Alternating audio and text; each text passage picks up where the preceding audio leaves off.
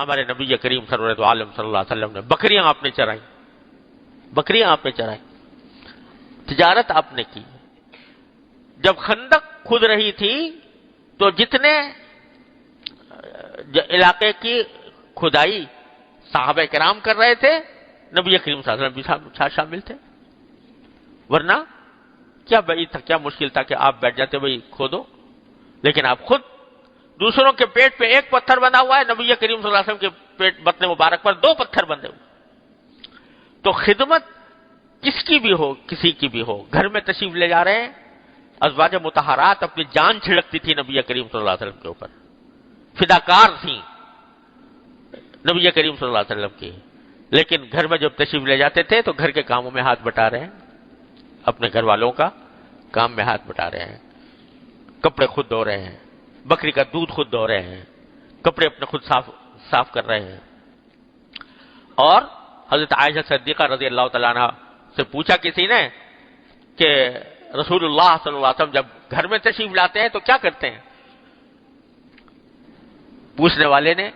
غالباً اس خیال سے پوچھا ہوگا کہ وہاں کچھ عبادت بہت زیادہ کرتے ہوں گے، لیکن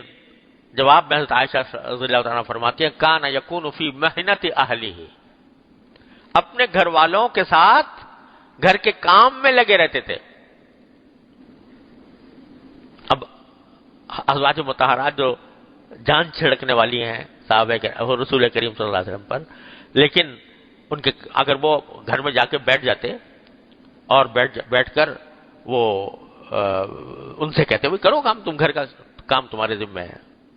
تو صحابہ ازواج مطہرات کو قطعاً ناگوار نہ ہوتا، لیکن سکھا دیا امت کو کہ میری سنت یہ ہے کہ تم گھر کے کام میں بھی حصہ لو۔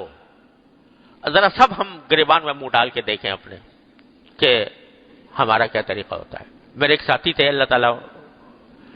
ان کے ساتھ خیر کا معاملہ فرمائے، ساتھی تھے ایک، سبق ہمارا ساتھ ہوتا تھا، تو وہ شادی شدہ تھے، میں تو بچپن کا زمانہ تھا، وہ شادی شدہ تھے۔ ایک دن وہ کہنے لگے میں جب گھر جاتا ہوں تو سب کے جتنے بیوی بچے ہیں ان سب کے کان کھڑے ہو جاتے ہیں، سب وہ بالکل الرٹ ہو جاتے ہیں۔ میں نے کہا کیوں؟ کہنے کسی کی مجال نہیں ہوتی مجھ سے آ کے کوئی بات کرے۔ میں نے کہا کیوں؟ کہنے لگے میں اپنے خاندان کا سربراہ ہوں، تو اس واسطے بیوی جو ہے وہ بھی ایک دم سے جا کر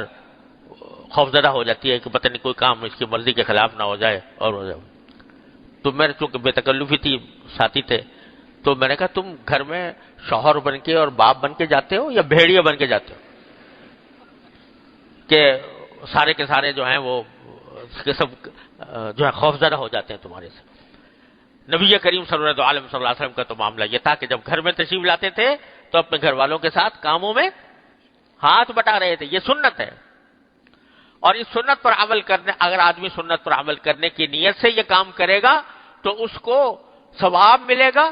اور ثواب ملنے کے ساتھ ساتھ نبی کریم صلی اللہ علیہ وسلم کی اتباع کی سنت حاصل ہوگی اور اللہ تبارک و تعالیٰ کا قرب ملے گا۔ تو اللہ تعالیٰ کے قرب حاصل کرنے کے راستے بے شمار ہیں۔ یہ جو فرمایا گیا کہ وابتغوا الیہ الوسیلہ، اس تک پہنچنے کے لیے وسیلہ تلاش کرو، یہ وسیلہ تلاش کرنے کی ایک طویل فہرست ہے، اور ان چیزوں کی فہرست بھی ہے جن کو کوئی عبادت نہیں سمجھتا۔ کوئی جا کر اگر اپنے گھر میں برتن دھو لے، کیا سمجھے گا کہ میں عبادت کر رہا ہوں؟ کوئی اپنے گھر میں جا کر اپنا کپڑا دھو لے، سمجھے گا کہ عبادت کر رہا ہوں؟ لیکن اگر دماغ میں نبی کریم صلی اللہ علیہ وسلم کی سنت کی اتباع کا جذبہ ہے تو یہ کام آگے بڑھ کے کرے گا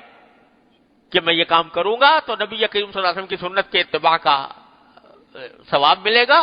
اور اللہ جل جلالہ کا قرب حاصل ہوگا۔ جتنا سنت سے قریب ہوگے اتنا ہی اللہ سے قریب ہوگا، جتنا سنت سے قریب ہوگے اتنا ہی اللہ تعالیٰ کا قرب حاصل ہوگا، جتنا قرب حاصل ہوگا اتنا ہی تعلق میں اللہ میں اضافہ ہوگا، جتنا تعلق میں اللہ میں اضافہ ہوگا اتنا ہی اللہ تبارک و تعالیٰ تم پر رحمت اور کرم کا معاملہ فرمائیں گے، دنیا میں بھی آخرت میں بھی۔ لہذا جو وسیلہ بھی مل رہا ہو اللہ تبارک و تعالیٰ کے قرب حاصل کرنے کا اس کو معمولی نہ سمجھو، اس کو کہتے ہیں